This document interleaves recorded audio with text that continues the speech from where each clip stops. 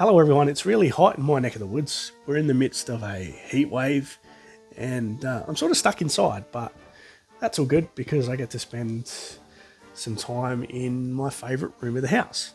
And I thought it's probably about time I did another YouTube video because I haven't done one in a while. And today I wanted to share with you my 10 favourite comic book covers. Now these comic book covers are from the original Marvel line of G.I. Joe, A Real American Hero. And I have to say I don't have all of the issues, but I'm working on that. And I'm ashamed to say that I haven't read them all either, but I'm also working on that because lately I've been sort of reading the comics online and catching up that way, and it's been heaps of fun. So these covers aren't in any particular order, and I've chosen them for no other reason except for they appeal to me. So let's get started. Okay, first up we have issue number 75. And this is a really cool cover because it's colourful first and foremost. There's a good mix of colours there. But also it's telling a pretty interesting story. As you can see, Serpentor looks like he's taken over running things at Cobra. And for some reason he's kidnapped the Baroness, who is tied to the front of his tank. And she's drawn in a way that would really appeal to 12 and 13-year-olds for obvious reasons. It's also got a couple of classic Cobra characters featured. There's bats driving in the Hiss tanks and Crimson Guards lurking in the shadows back here. But that's a really cool cover. That's issue number 75. Okay, next up we have issue number 110. And this is an iconic issue of G.I. Joe. But the cover is also incredible because of its shock value. I can only imagine what kids must have thought when they saw this on the shelf back in the 80s, because Larry Hama has decided to kill off some of G.I. Joe's most popular characters. We have Quick Kick and Doc here. And to do that, he turned the Saw Viper into a ruthless murderer.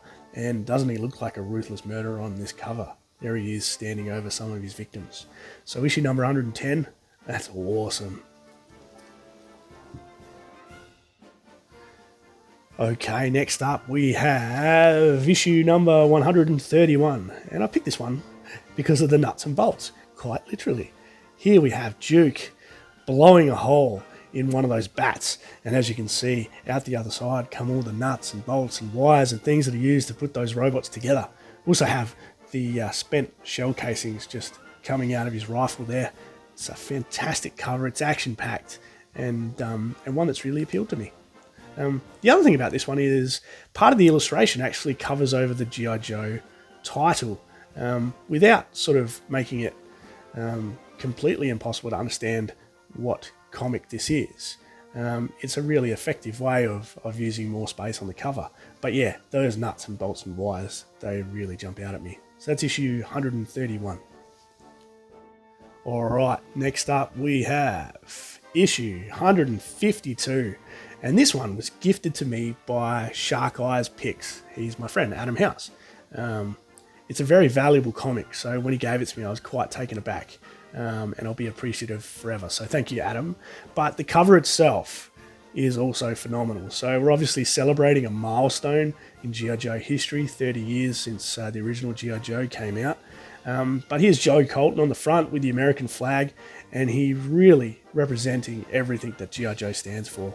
He looks tough, he looks strong, he looks mean, he looks patriotic, and that's what makes this cover really, really cool. So that's issue 152. Alright, next on the list is issue 106.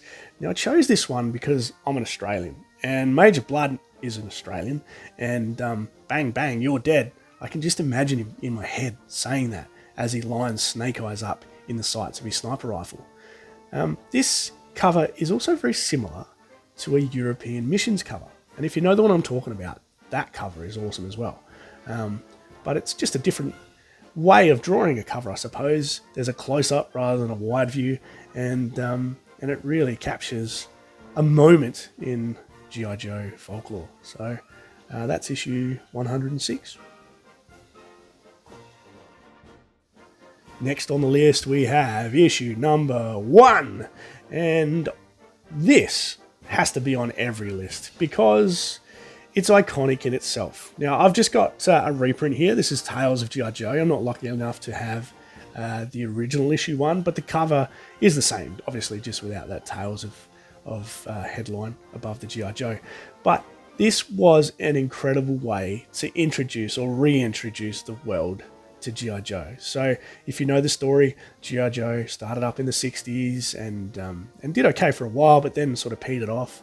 And as part of the relaunch in the 80s, Hasbro teamed up with Marvel to produce a comic.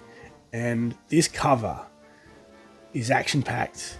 It introduces some of the key characters, and it really attracts kids to the comic book and the toy line, and it will live in our memory forever. So that's issue 1. All right, continuing in no particular order, next we have issue 47, and I only just recently added this one to my collection. It's another cover that's action-packed, and the colours in this one are quite interesting. You have a grey background, but obviously with this orange devilfish in the front, and you've got General Hawk, Beachhead, and Wetsuit laying down some covering fire. Just an awesome cover, and one that I'm really proud to have in my collection. So that's issue number 47. Okay, only 3 issues left now. This one is issue number 21. And how can you have any top 10 cover list without the silent issue included? So obviously the comic has no dialogue, so that was sort of cutting edge for the time, and that was something very unusual in comic book publishing. And for that reason, it has become probably the most sought after issue in the line of G.I. Joe and Real American Hero comics.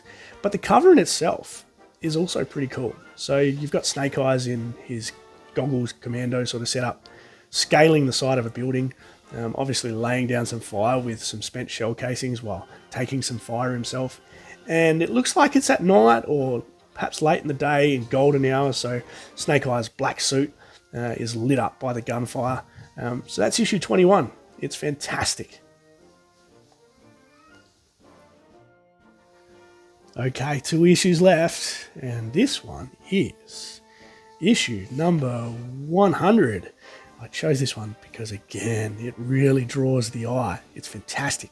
I can only imagine being a kid and walking into a newsagent in the 80s and seeing that the Cobra Commander is back. But not only that, it makes me laugh in some ways. I don't know why. It just looks somewhat comical. It would really appeal to a little kid, and for that reason, I've chucked him in my top 10. I used to have 2 copies of this issue, and I was really keen to keep both of them, but I actually gave one away to a really good friend of mine, and I console myself with the fact that he will cherish it just as much as me, and that's what collecting is about. So issue number 100. I'm back.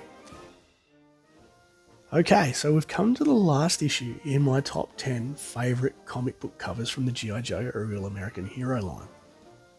Now, I have to apologise before I flip this one over, because my copy of this issue is in pretty horrible condition, which isn't unusual for comics that are about 30 years old, especially if kids have loved reading them for so many years.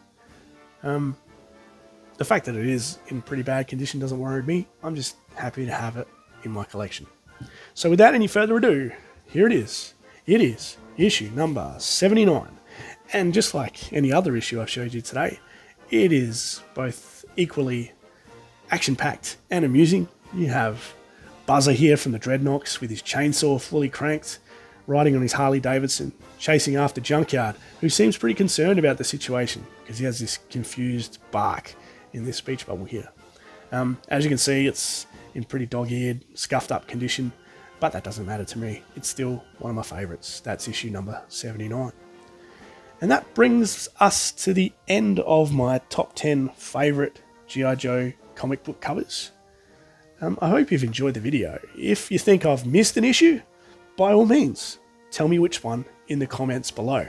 And you can like and subscribe if that's your thing. But until next time, yo Joe.